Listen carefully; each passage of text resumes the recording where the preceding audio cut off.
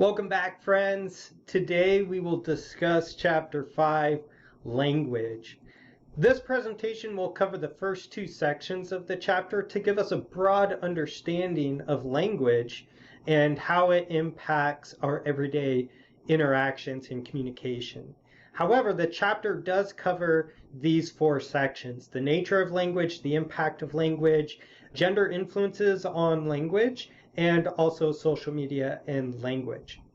So let's go ahead and get started with this first section, the nature of language. Essentially, the first element of language that is most noteworthy is the symbolic nature of language. So we say language is symbolic. So language consists of symbols, which represents people, events, and all that goes on around us. So think about this object, right? This is a physical object, and most of us would refer to this as a water bottle. And so language, water bottle, represents the physical object. Language in of itself is not the object. So we say that language are essentially a symbolic system to represent reality. So all language is symbolic, so it doesn't matter what language is spoken, written, or signed, it is a symbol of that physical reality. Yet not all symbols are linguistic. So what do we mean by that? Essentially, if you drive a car or if you walk down the street, you notice the traffic signs or signs, traffic lights, stop signs, the little symbol that tells you when to walk or when to stop at an intersection. These are all symbols that have significant communicative value, but in of themselves, they are not considered language. In terms of interpersonal communication, symbols would include nonverbal communication, how we use our body posture to communicate meaning. This could also include facial expressions, our posture, our tone of voice. All of these symbolic components help package or deliver language to place emphasis on that message, but just by themselves, they are not language. So most notably in the next chapter, chapter 6, we'll look at nonverbal communication and how that is completely ambiguous. There's no clear meaning on how we present our body posture, our body language. So language is symbolic. Human communication displays three properties that are uniquely different than other forms of communication. And so this section is not specifically addressed in the textbook, so I'm not expecting you to study this particular slide, but I wanted to give you an idea what makes human communication different than other forms of communication. So in the natural world, we see that other species, other than humans, have communicative abilities. So bees communicate with one another by twisting and turning and doing this like little dance and fluttering their wings. And that's how they communicate meaning. However, that's sheerly based on instincts. And so in grad school, one of the assignments that I had to do was to make a compelling argument why human communication should be studied separately than other forms of communication. And so there are three main things that we look at. Semanticity, so the meaning that we associate with words. And so this is something we covered in chapter 1. Humans, we have the ability to create new words, a new language, and associate meaning to them. Think about the word selfie. 15, 20 years ago, that word was not in existence. And now it's found in the dictionary. You can go look it up and find a definition of the word selfie, right? So we're constantly generating meaning by assigning that meaning to language. It's also generative. So meaning is constantly being created and recreated. in order to describe reality. And we know that our perception of reality is constantly evolving and changing, and so we develop that language to reflect what we're experiencing. Also, human communication allows us to encode displacement. Essentially, that means it gives us the ability to communicate about things in a spatial or complex temporal manner. So we can talk about the past, the present, the future. We can talk about very abstract ideas that maybe are not present in reality. So you think of sci-fi films, right? Or the possibility of extraterrestrial life. We're able to communicate about these very big ideas that are often abstract and not tangible. So this separates us from other forms of communication. The book says that language, so again, there's so many different languages around the world. A language is a shared system of symbols, such as words, that we use to think about and communicate our human experiences, such as, emotions, our thought, our experiences.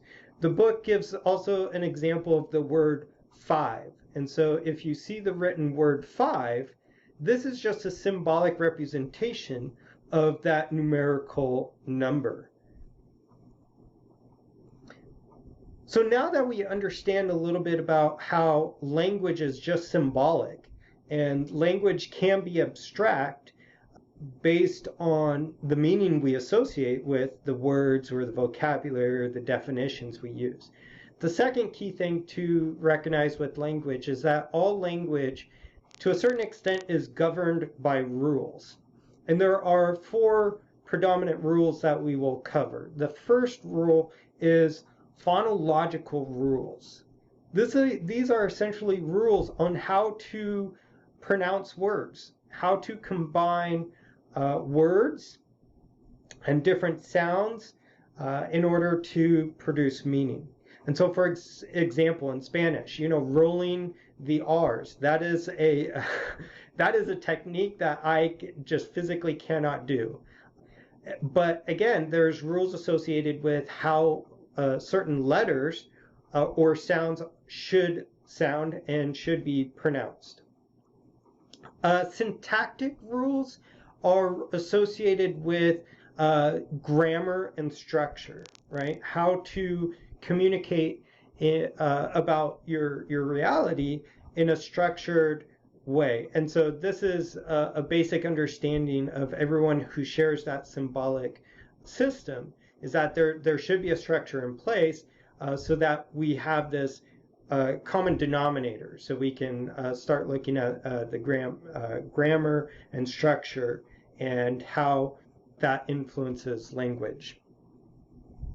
The third rule is semantic rules, and semantic rules governs the meaning of statements. And so again, while we see that syntactic rules are kind of grammar and structure based, the semantic rules govern how we interpret and assign meaning to given words or sentences or language. So it allows us to understand the general meaning of rules and words. So we know that bikes are for riding, books are for reading. So when we hear the word bike, we have a basic understanding of what that word represents. Or books, we understand what that means to us when we hear that word books. So with the semantic rules, the meanings that we derive from language could also be a little bit hard to interpret based on the context. And so even though that language can be very direct, a lot of times the interpretation is based on the context in which that statement has been stated. So take, for example, the statement, "Let's get together tomorrow." So the semantic meaning is very clear, right? But we might interpret this statement very differently depending on the context. Who said it? What time of day did they say it? What was the situation around us? Was this our employer, or was this our best friend who said that, right? And that gets us to these pragmatic rules. And so pragmatic rules governs how we interpret the meanings in different contexts. So, again, this example, I want to see you. We would interpret this very differently if this was our employer saying, hey, I want to see you, or if this was our romantic partner saying, hey, I want to see you, right? I really like this little cartoon, and I think this illustrates how pragmatic rules influence our interpretation. So this little cartoon reads, I'm sorry and my bad mean the same thing, unless you are at a funeral. And so again, if you put yourself in that situation, could you imagine being in a funeral, giving, your condolences to someone, but instead of saying I'm sorry, you say my bad? It takes on a completely different meaning. Okay, so now we know that language is governed by rules. We discussed how language is symbolic. And to drive this point a little bit further, and to give you some context from a theoretical perspective, I'm going to share with you the coordinated management of meaning theory. Now, again, this section is not in the textbook, but I want to give you this information because, to really illustrate the complexity and just how deep we can go with exploring language and communication. And so according to the coordinated management of meaning theory, meaning is constructed through communication interactions. So that first theoretical principle is something we've already discussed in chapter 1, where when we interact with another person, and through that dialogue, we develop this shared understanding. So how individuals establish rules for creating and interpreting meaning, and how these rules are meshed in a conversation where meaning is constantly being coordinated. So this is really what this coordinated management of meaning theory looks at, is how these rules are created and interpreted through that interaction. And so to be able to do that, we first have to look at some of the key defining terms in this theory. So management, these are our interactions which are guided and defined by rules, and it helps to clarify or explain meaning. So now these rules could be a product of society, it could be embedded in language or within a particular context. Constitutive rules helps understand the meaning of a message. So this is like on the surface, what does this message or this sentence or paragraph means? Regulative rules help communicators to react, respond, and behave towards that message. So this gets a little bit more complex the deeper we go. So meaning is how we organize meaning in a hierarchical manner. And so these are the 6 levels in which we can organize language or communication. So there's the content. This is the information spoken aloud during communication. So we could just focus solely on the message and what is being said. Then we could look at the speech act. And this is derived from speech act theory. And this really focuses on the intentions of the speaker and whether or not those intentions were fulfilled through communication and produced a desirable result. And so the way we could break up speech acts are based on these 4 steps. The utterance, so this is the actual vocalization of a message. The locution of the utterance, this is the literal meaning, what is being said. The illocution of the utterance, this is the meaning intended by the speaker. And so oftentimes we don't always have access to the intentions of a speaker. Perlocution, so the 4th step is the perlocution of the utterance. This is the effect of that message on an addressee. So taking that grocery store interaction between the clerk and the shopper, the utterance, how was did you find everything okay? That's the utterance. The locution of the utterance, the literal meaning, it's a question. It's asking, did you find the item that you were looking for?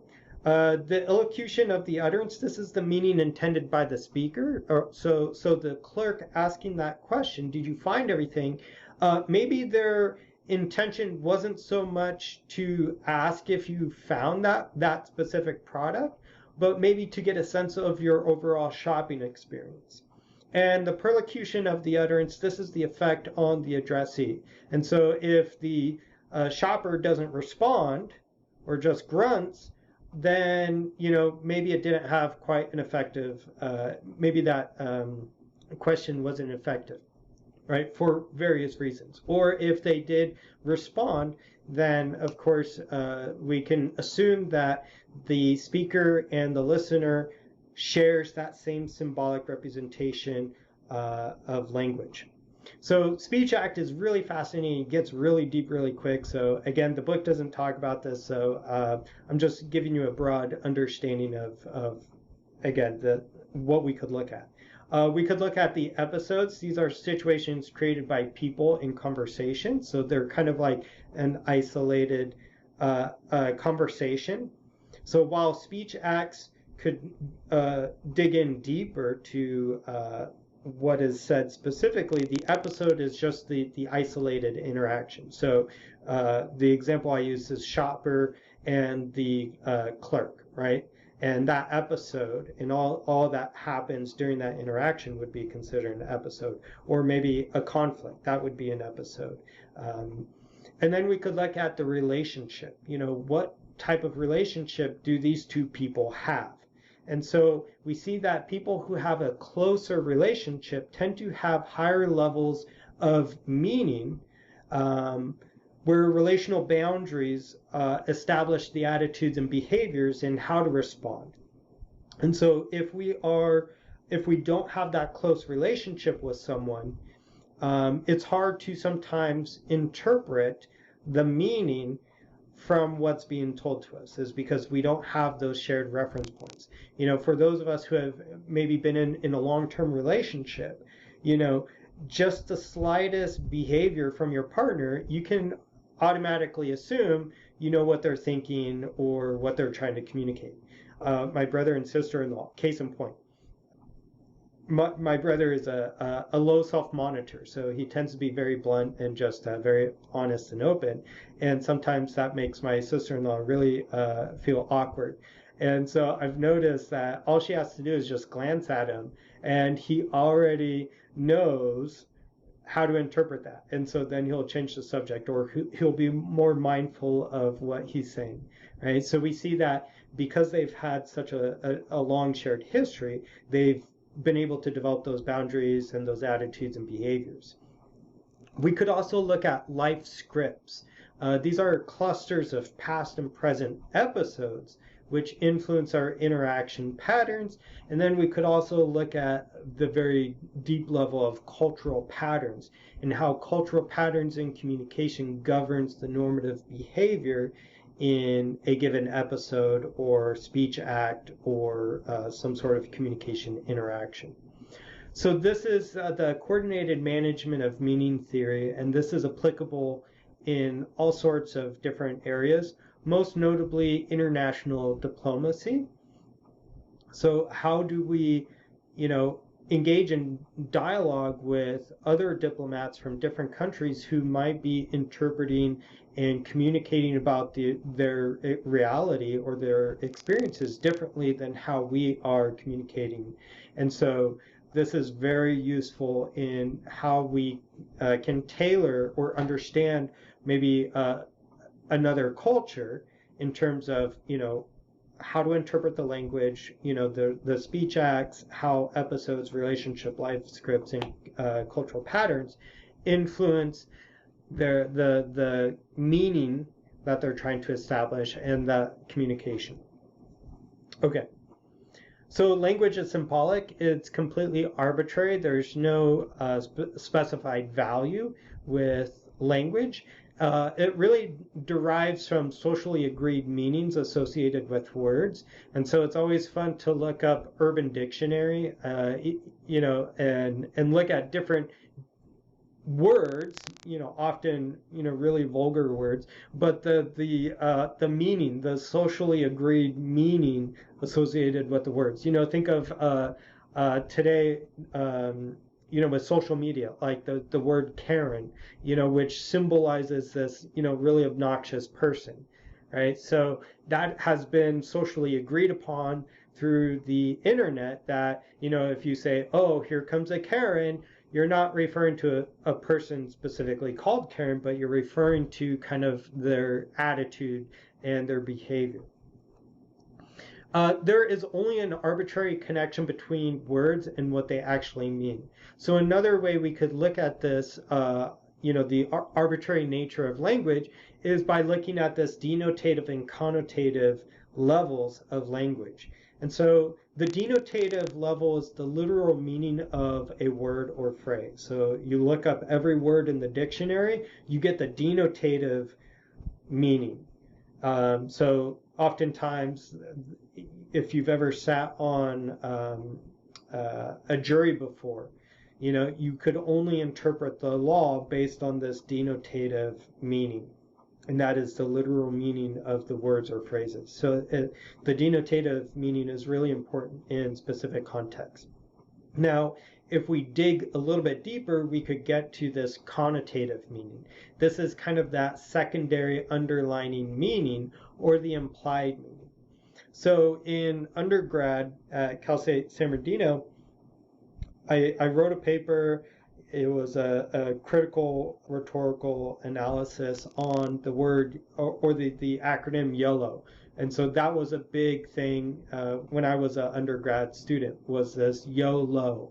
And the acronym stands for You Only Live Once. And so the literal meaning, I looked at the denotative and connotative meaning. The literal meaning, you only live once, is a very factual statement that, like, after this lifetime, you're going to pass away, and that's it. The connotative meaning, the underlying meaning or the implied meaning, was kind of this rally cry to seize life to its fullest, right? But the way I took this analysis was not so much of this motivational term to, wake up each day and put our best effort into what that day has to offer, but it was kind of this phrase to justify people's stupidity. And so I used a lot of different sources in the media to prove this point. And so that we could see that connotative meaning, people would just say YOLO as a means of justifying radical behavior. So this gets us to the Ogden and Richards triangle of meaning, or the semantic triangle. And essentially this is where when we see a physical object, in this case a cat, we create in our consciousness a symbol to refer to that physical object. And so if I want to communicate to you what I'm seeing, I have to be able to label that, and you have to share that same interpretation of that. Similar to, the water bottle. The reason why the object that I'm holding is a water bottle is because we share that same interpretation. And so we create this concept that refers to the physical object that we are seeing, and then we create a symbol which symbolizes that, and that symbol stands for that physical object. And so we use that symbol to communicate in a way that transcends spatial and temporal boundaries. So that's the semantic triangle. Really interesting to think about, again, how symbols, not so much the physical objects. The physical objects are those first order realities, but the symbols, those second order realities, can shift over time and change the way we view that physical object. Real briefly, an example of this would be PTSD, and how that term has transformed and shifted over the past few decades. So, my grandparents, when they were in World War II, they would just call it shell shock, but then we see in the Cold War, it was, not Cold War, I think it was Desert Storm, they changed it to like battle fatigue. And again, the way we conceptualized this condition shaped the way we approached it from a clinical perspective, right? So battle fatigue, the word fatigue just means that you're tired, and okay, go take a nap and you'll feel rejuvenated. That doesn't work, with PTSD. And so we're at a point where the term PTSD, post-traumatic stress disorder, really fully conceptualize the broad range of symptoms, experiences that this condition has. And so we're able to approach it and think about this condition in a more holistic way. Whereas, shell shock was very limited in how we viewed this concept. Okay, so the characteristics of communication and language.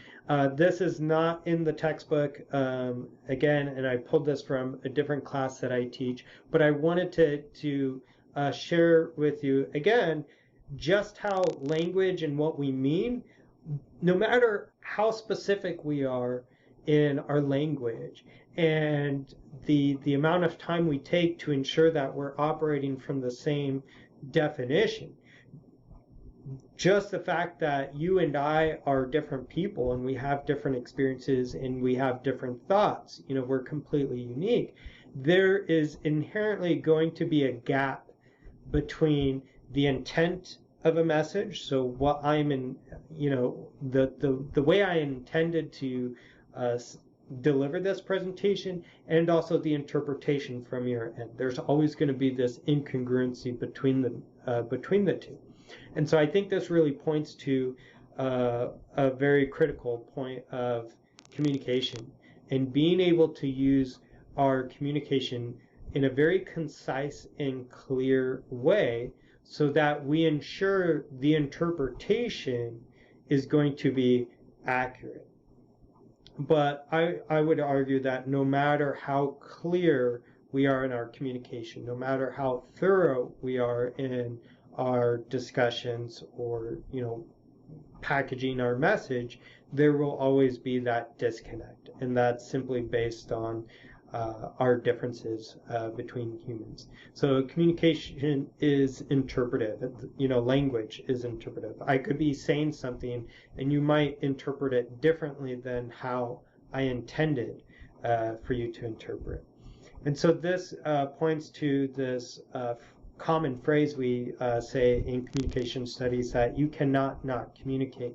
So everything that we do or don't do, say or don't say, has communicative value in terms of people are going to interpret that behavior, even though that isn't the intent or the message we were sending in the first place.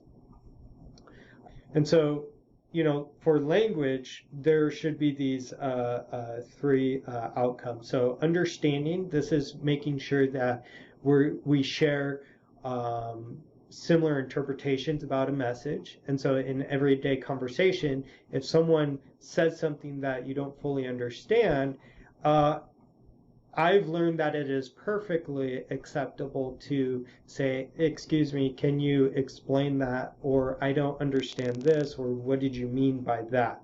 Because that can clear up a lot of confusion and the potential for miscommunication. Agreement, so making sure that people have that shared interpretation and agree with the interpretation. And then, of course, there's always going to be that miscommunication, the incongruence between intent and the interpretation. Okay, so language. So far we've talked about language is symbolic, it's rule governed, and now we are going to get into this language is a worldview. So this is getting to linguistic relativism. So culture, to a certain extent, is shaped and reflected by the language its members speak. this linguistic relativism, the most supported hypothesis is this Sapir-Whorf hypothesis. In recent years, the Sapir-Whorf hypothesis has come under a lot of criticism through the academic community and linguistic research. So just keep that in mind, that this particular concept, even though it's talked about in the book, tends to be outdated. But I think it is still relevant to help us understand how language can shape the way we view reality.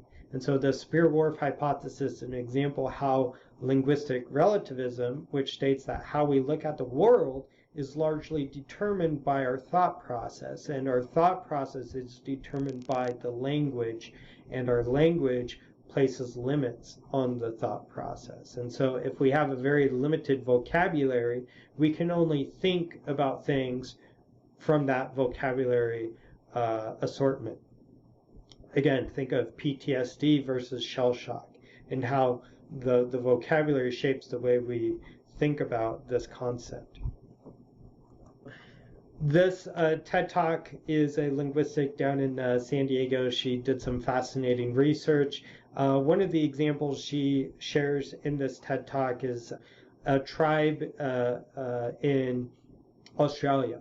And this tribe, they communicate directions using cardinal directions and not body-centric terms. So we use oftentimes body-centric terms. So we place ourselves in the middle of the universe and we say, oh, look to your left or to your right, right? We're placing the body at the center, and that is how we orient ourselves. Well, this tribe uses cardinal directions. So instead of saying, move to the left or the right, they would say move to the north, or move to the south a little bit. And to be able to speak and function within this tribe, you have to always know exactly where north is, where south is, where east and west is. So right now I have no idea where those directions are. Like I think I have a vague, like over there is north somewhere. The beach is out that way, so I'm guessing west is out that way, right? So, but to be able to do this successfully, you constantly have to orient yourself. And so we see that the language that they speak shapes the way they view the world. Okay, so section 2, the impact of language. Naming identity, as we discussed, helps us to establish meaning. Affiliation helps us to use our language to affiliate with other people. So this includes vocabulary, rate of speech, pauses, all sorts of things. So when we find ourselves in a new context, we tend to affiliate with that group by using the same language, the same rate of speech. We might start, adapting our communication patterns to fit that context. This is most noted by Giles' communication accommodation theory. I think we briefly touched on this, but I'll go ahead and revisit this theory. Essentially, Giles argues that we naturally accommodate our language to fit the context. And so we call this convergent communication. And this is where we adapt our style of communication to match our surroundings. It's very adaptive. Divergence is setting ourselves apart from others by emphasizing differences. So it's non-adaptive. So let's say we find ourselves in a particular group, or take for example when I was first hired on as an instructor at RCC, like I had to adapt my communication style to fit the organizational culture. I had to talk about things in a way that reflected RCC's values and so forth.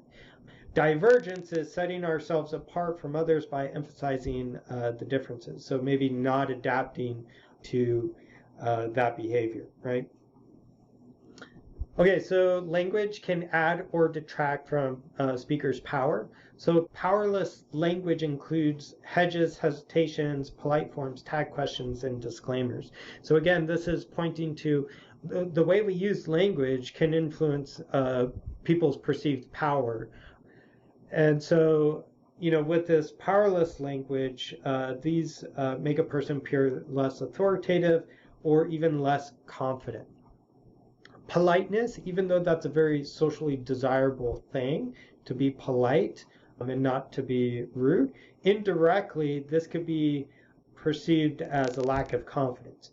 But in indirect speech styles, this can have a very effective outcome on achieving our goals. So powerless language examples. The book talks about hedges, hesitations, polite forms. So again, being overly polite could detract from our power.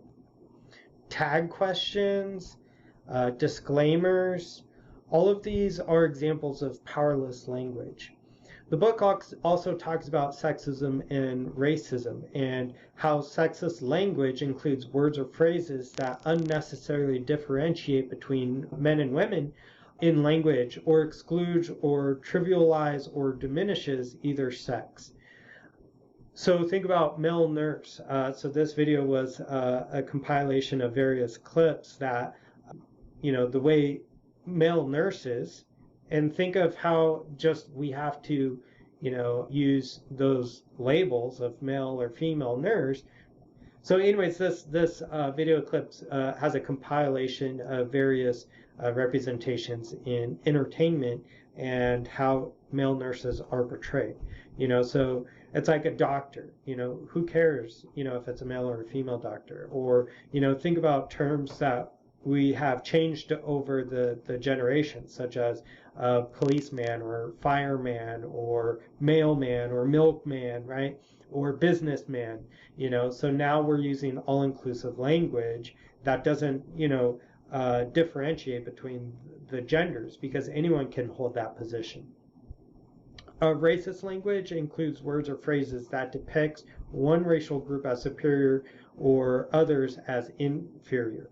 And so we could also look at microaggressions, and these could be intentional or unintentional, hostile, derogatory, or negative racial slights or insults towards other people. And so again, I have some links here that you can look at that illustrate these points. Ambiguous language, these are words or phrases that have more than one commonly accepted definition or meaning. So long story in a nutshell, right? So we could interpret that as like an actual book in a nutshell, or, the way we interpret that is like a very brief, concise summary of a story. So this leads to the ladder of abstraction. So abstract language can be convenient in generalizing.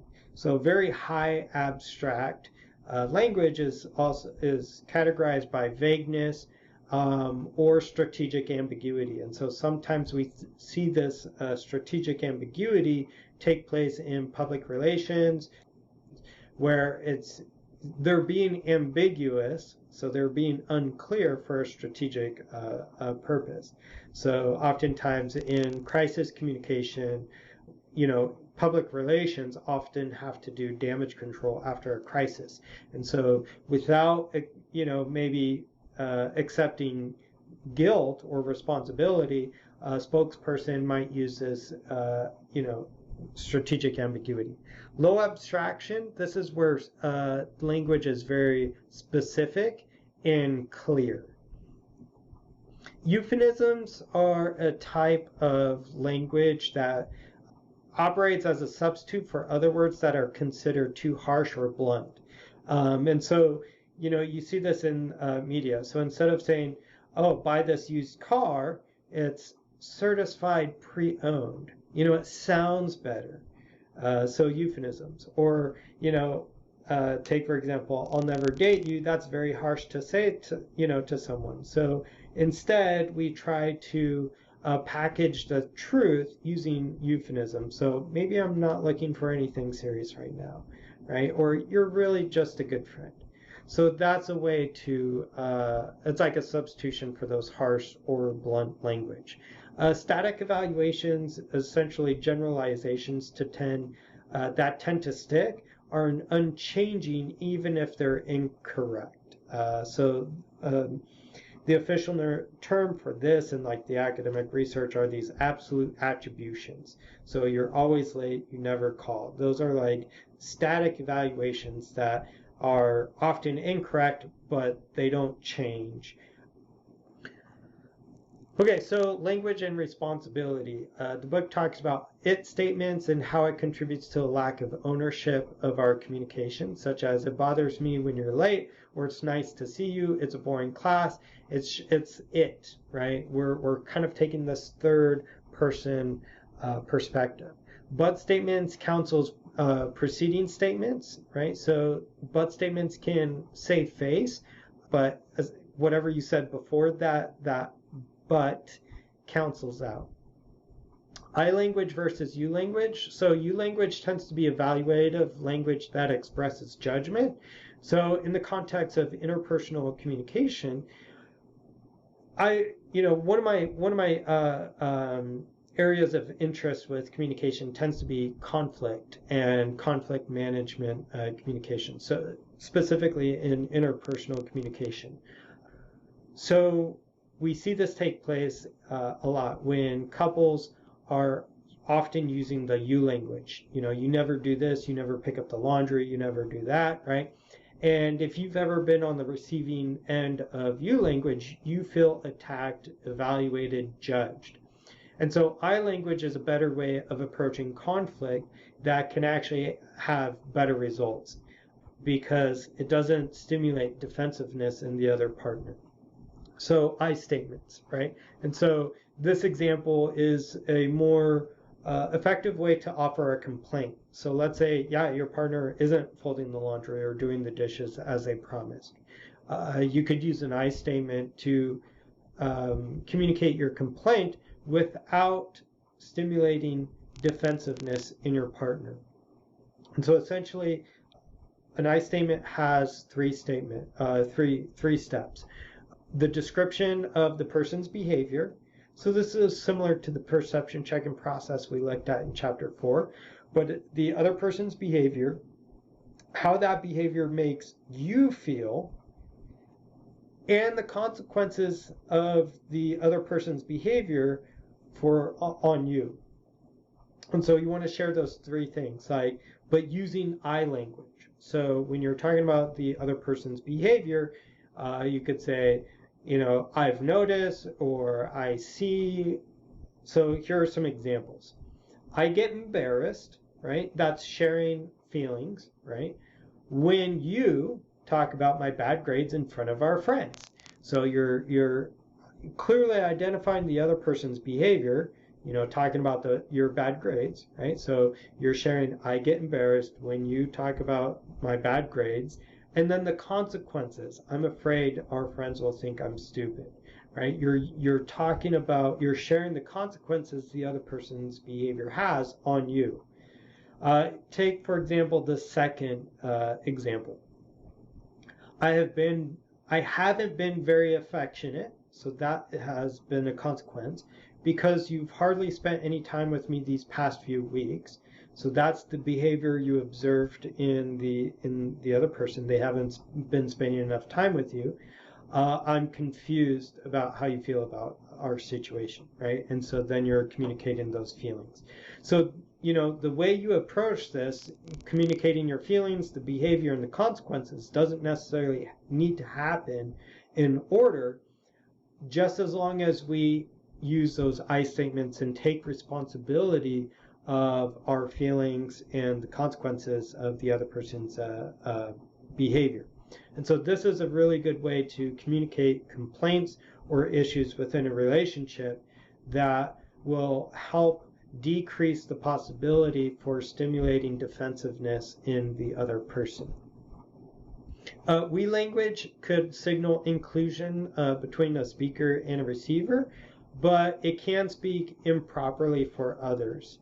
Right? So oftentimes if we're the sole person to blame, we often bring other people in order to kind of save face or protect us, right? And so, take for example, we aren't keeping this place clean, are we? Right? When maybe it is my fault that I'm not keeping this place clean, right? And so we could use we language improperly and affiliate other people with us when that isn't necessarily appropriate.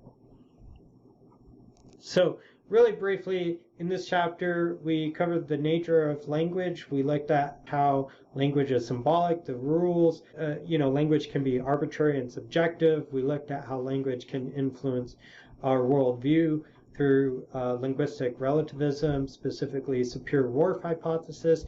And we also looked at the impact of language: naming, identity, affiliation, power and politeness, sexism, racism, precision and vagueness, looking at that abstraction ladder, and then also language and responsibility. Thank you so much for participating in today's discussion.